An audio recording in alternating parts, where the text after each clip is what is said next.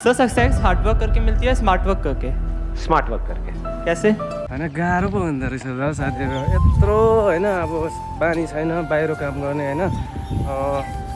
खालि घरमा बस्यो खायो घरको काम गऱ्यो यताउता हुन्छ नि अब बस्ती जस्तो जग्गामा अलिकति अब त्यस्तै कामहरू हुन्थ्यो अब यसरी बाहिर निस्किँदा आमाले नगर सुर्ताउने हुन्छ नि तर केटा मान्छे भएर निस्किनु पर्ने रहेछ साथीहरू अब आमा बाउले त नगर बाहिर के काम गर्छस् बस भन्छ नि त बाहिर भन्दा पनि केही गेजिङ भयो पेजिङ त्यही छेउमा होइन जबरजस्ती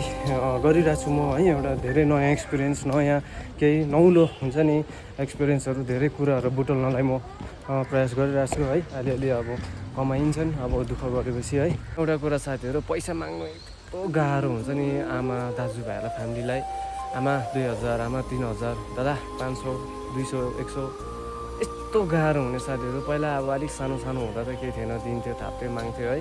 अब जति ठुलो हुँदै गयो एकदम गाह्रो हुने हुन्छ नि त्यही भएर अब जेसुकै होस् हुन्छ नि लाइफमा जे होस् राम्रो चाहिँ गर्नु पऱ्यो राम्रो सोचेर चाहिँ हिँड्नु पऱ्यो तपाईँ गलत बाटोमा नहिँड्नुहोस् गलत काम नगर्नुहोस् त्यही नै भन्न चाहन्छु कोठाबाट निस्किनु सक्दो केटाहरू आफ्नो काम भन्ने सानो ठुलो हुँदैन